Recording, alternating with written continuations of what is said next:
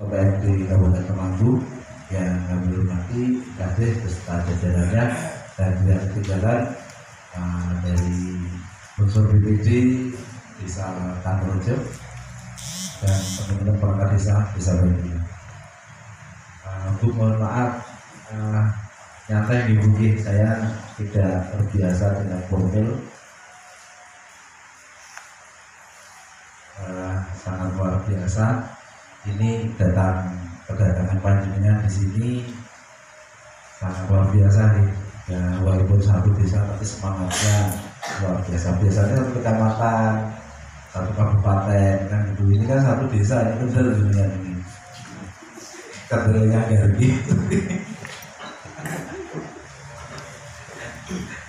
Nih, dari apa yang disampaikan Bu Kades dan Bu Putri tadi, bagaimana awal kita itu menjadi desa anti korupsi. Kalau ditanya saya tidak ngerti sebenarnya, karena saya tidak pernah persiapan untuk menjadi desa anti korupsi, saya tidak. Jadi kami hanya menjalankan, merumuskan dari RPJMDes didasari dari visi-misi sebenarnya. Nah mungkin sebenarnya kalau kita tarik di Kabupaten Semarang itu yang diajukan ada 3: Desa Bergas Kidul, Desa Slaten, Desa Kakirejo. Desa Bagi itu tidak masuk yang diajukan kabupaten. Dari di Permasdes dan Inspektorat dan OPD terkait itu tidak pernah menyentuh kami. Dari bulan Februari tahun awal tahun, 3 desa itu sudah diterayani oleh kabupaten, sudah dikasih acar-acarnya, sudah ada pembinaan meeting dari KPK. Tetapi tanggal 14 April kami itu mendapat undangan ke Sekda dengan Pak Tarik untuk menghadiri, tapi kami diundang. Setelah itu tanggal 15-nya KPK-nya hadir menyampaikan awasan. Kami juga masih bingung loh, kok seperti ini lah, kami apa gitu loh. Jadi sampaikan bahwa Desa Bagi itu menjadi tunjukkan dari penyusun buku anti korupsi KPK. Kami juga bingung ya, kan disiapkan apa itu, baru dikasih usulkannya pada waktu itu tanggal 15, tanggal 18 sudah observasi di desa ini. Kebetulan dari 3 desa itu kami mendapatkan tugas 95, yang lain 92, 97, 92,5 sama 68. Akhirnya kami diteruskan untuk diobservasi, ada pelatihan dan lain-lainnya. Nah, mungkin kalau narik ke belakang sana mungkin dibuka dulu aja Mbak Rizka di website saja dulu ya. Jadi nanti gambarannya mungkin perkiraan kami dari KPK itu melihatnya adalah di web. Mungkin dari website desa kita ini ya sudah ada pewakilnya. Satu misal kalau kita lihat profil hampir sama, satu desa saya kira hampir semuanya ada nih. Dan saya kira tergantung dari desanya apa. Dan ini kalau diputar kan mungkin jangan udah lihat, tidak usah diputar ya. Seperti apa itu tidak perlu ya. Tapi dari sinilah mungkin KPK melihatnya. Lalu kalau kita lihat kelengkapannya di sini, mungkin yang agak membedakan adalah satu misal di dokumen gitu ya, atau mungkin di dulu ya, apa di visi-misi dulu ya, visi-misi dulu aja. Nah, memang kami menerjemahkan visi-misi memang ada arahnya ke sana. Nah, misinya itu ya ini, karena KPK ternyata ada beberapa item. Ini yang nomor 3, nomor syarat-syarat dasar dan efektif dan efisien, meningkatkan dan menjadikan masyarakat sebagai proses pengambilan kebijakan pemerintah dalam program pembangunan. Yang selanjutnya adalah mewujudkan desa Bagi Biru yang menjunjung nilai kearifan lokal. Dan ternyata nanti di KPK itu nilai kearifan lokalnya sangat tinggi. Di bayangan masyarakat itu kalau kearifan lokal itu biasanya hukum adat. Nanti beda nanti ini nanti disampaikan gambaran sejarah. Lalu kita mau mencari produk hukum itu ya Mbak ya, di produk hukum Jadi produk hukum ini di peraturan desa, semua yang ada di kita adalah kita dari tahun 2019, 2020 ini semuanya kita masukkan dulu. Ya apa saja lah yang ada ini kita tampilkan, ini menjadikan satu menjadikan mungkin nilai tersendiri, termasuk adanya peraturan kepala desa atau kades dan yang macam-macam ini. Inilah dan juga ini ternyata yang menjadikan kami juara lomba desa tingkat provinsi juara 1 tahun 2021 dari sini juga. Jadi kekuatan kita adalah menyampaikan keterbukaan apa saja yang ada di desa ini, kita tampilkan masyarakat untuk tidak harus bertanya ke desa, tetapi sudah bisa mengakses dari sini. Termasuk disampaikan tadi untuk survei kepuasan, ya, ada itu mbak, sebentar mbak, survei kepuasan itu tadi hasilnya, dasar hukumnya. Jadi survei kepuasan tadi kan ada dasar hukumnya dulu. Ini kan ada, ini ada survei kepuasan ini semuanya, ini harus ada payung hukumnya dulu.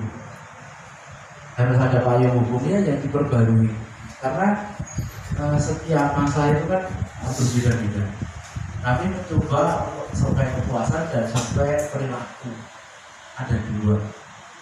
Ini ya perilaku dalam hal ini adalah nanti kita buka aja, nanti lebih enaknya kita buka aja. Jadi nanti kalau saya jelaskan juga saya tidak begitu pakar. Jadi gambarannya seperti ini. Termasuk ada peraturan desa tentang benturan kepentingan. Satu misal saya dengan anak saya dengan istri saya, ini juga harus punya declare. Saudara saya, pemenangan saya ini harus punya declare yang mana tidak akan menggunakan kekuasaan kepala desa untuk kepentingan pribadi.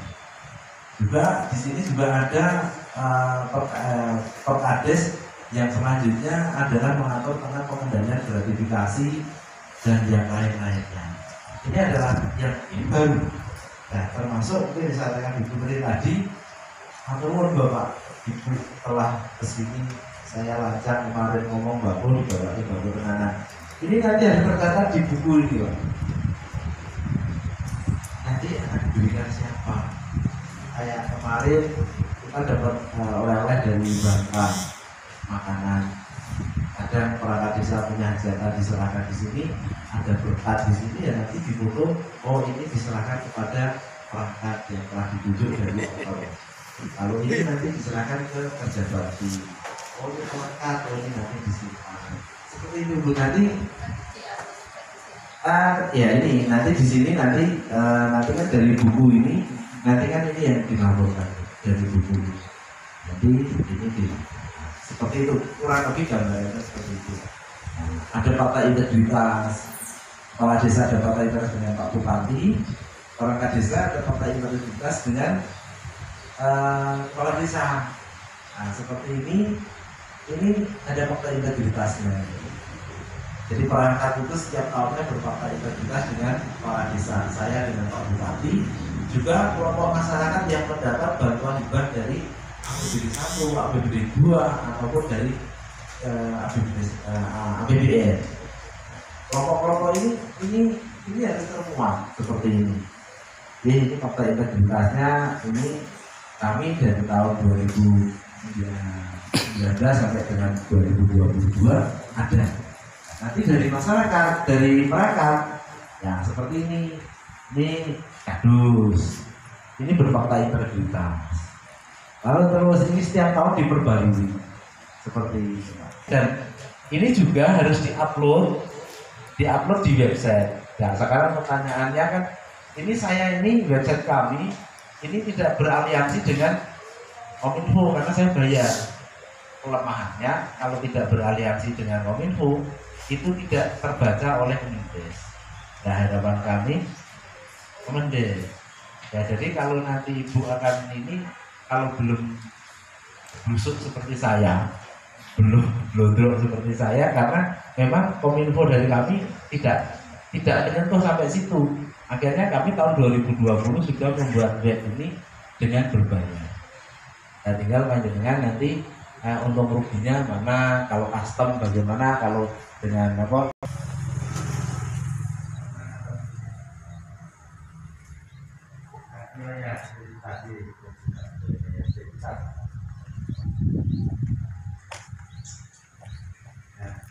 Ini juga batas desa ini dan lambang desa.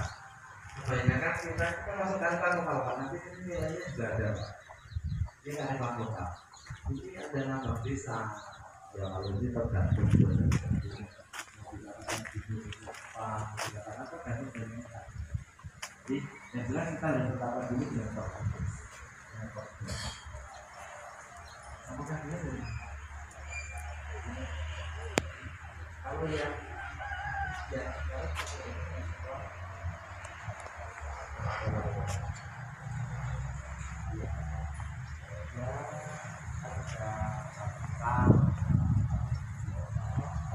pemaparan pada masyarakat ulama ibu dan menggunakan langkah-langkah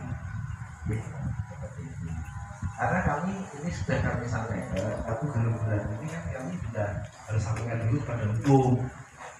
Kalau keluar diperkenankan sampai batas mana, karena sampai saat ini Kabupaten Semarang juga hukum juga belum kami melangkah lebih dulu, makanya hukum juga masih tidak ada.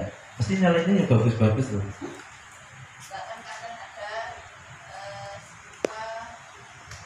ada lubang ya terlalu lama Bu, terlalu lama. Kumpulkan aja BPD dan lembaga desa kan cukup. Terus batas desa gimana? Tadi di bawahnya lama. Di bawah apa?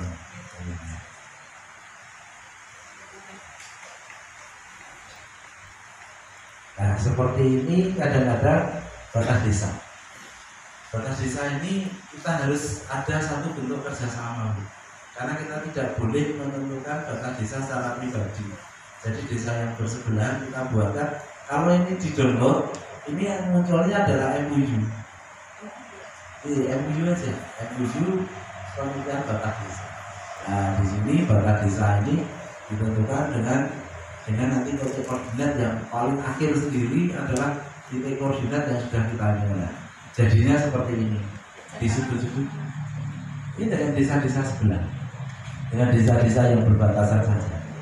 Ini yang buat ini Pak sebelah.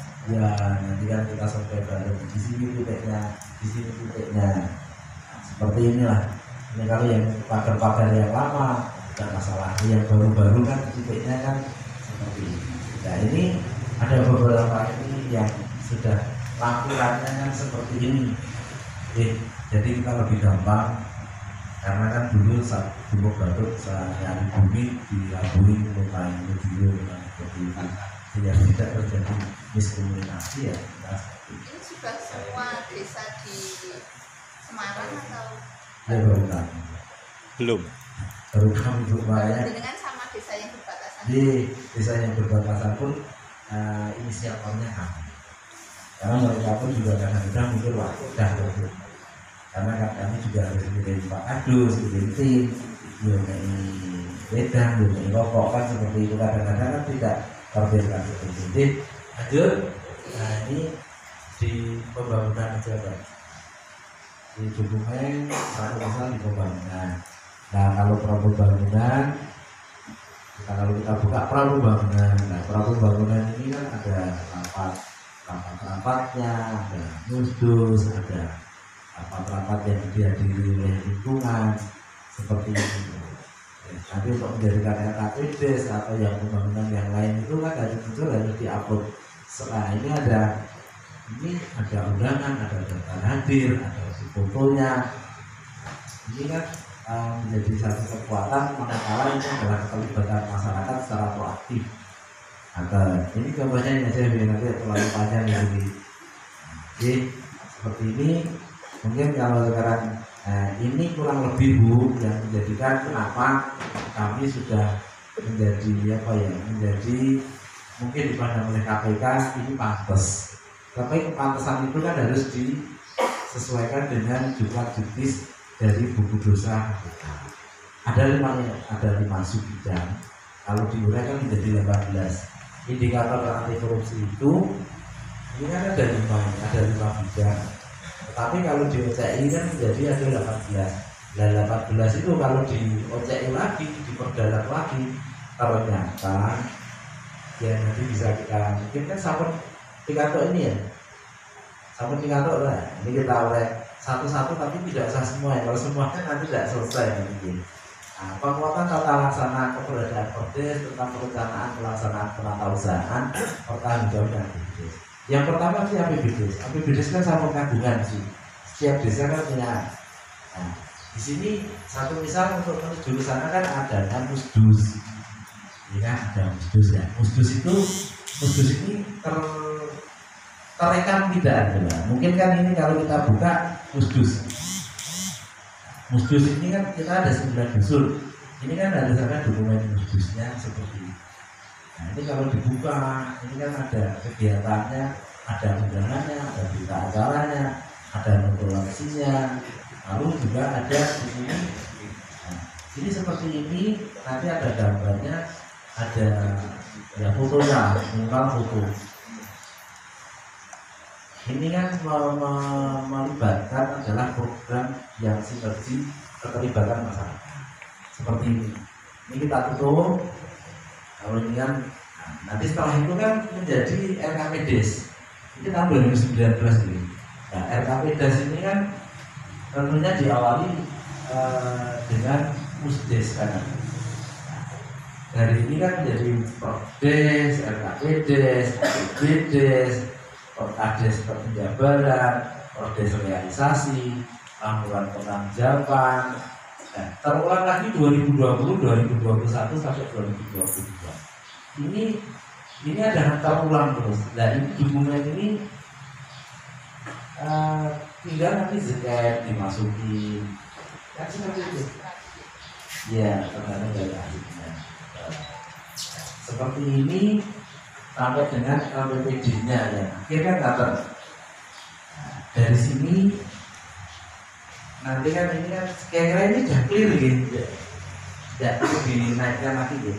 Apa ditanyakan dulu Bapak Ibu? Jadi, nah ini kan tinggal ini. Kira-kira mesti kan sebenarnya ada dilaksanakan, cuma kita kadang-kadang tidak apa dan tidak.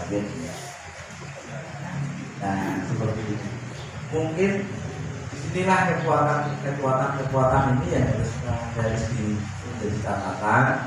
Lalu diturunkan lagi keberadaan SOP, mekanisme pengawasan dan evaluasi kinerja perangkat desa. Yang pertama mesti kan SOTK dari kabupaten. Setelah itu kan SOTK yang ada di desa. Kan seperti itu. Jadi perangkat ini kan di sini dengan Perdes ini kan jelas kan ini kan Perdes kita. SOTK-nya kan ada payung hukumnya yang di atas. Selain undang-undang desa kan sampai dengan peraturan bupati, akhirnya kan kita mengatur di SOTK. SOTK kami memang ini sebenarnya kan ini agak menyimpang dari undang-undang desa. Harusnya kalau di undang-undang desa itu kan kasih nomor ada 6 33. Nah jangan 33 atau 2 33. Kalau 33 itu lebih mudah, lebih gampang untuk mengerjakan ini. Karena ada KUR penatausaha kan. Ini kalau saya tidak ada Kabupaten Semarang SOP-nya, SOTK di Kabupaten Semarang perbuknya hanya 5. Nah, hanya 32 saja. Di SOP kami atau SOTK di Kabupaten kami kan tidak boleh melakukan. Jadi hanya 32.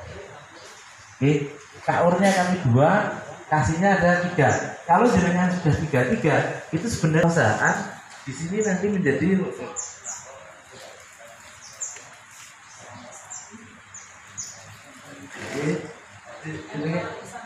jenengan jumlahnya sekarang KUR-nya berapa?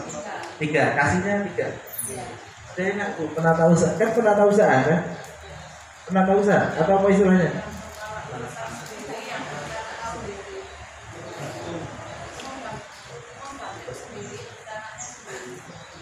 Tuh. Oh, bukan penata usaha nih. Oh, penata usaha umum. Oh, oke. Nah itu berarti. Nah ini berarti kalau di sini seperti itu, kalau jenengan ada 3 itu lebih gampang karena nanti manakala masuk di PPIP itu nanti akan tugasnya akan lebih ringan. PPID di PPID-nya nih seperti itu. Oke. Jadi hampir sama tadi. Cuma kan saya kurangan satu energi yaitu tentang penataan usaha. Kalau jenengan sudah ada 6 itu pekerjaannya lebih ringan alokasinya karena penata usaha itu yang membuat dokumen untuk disusun seperti ini. Apa? Lanjut.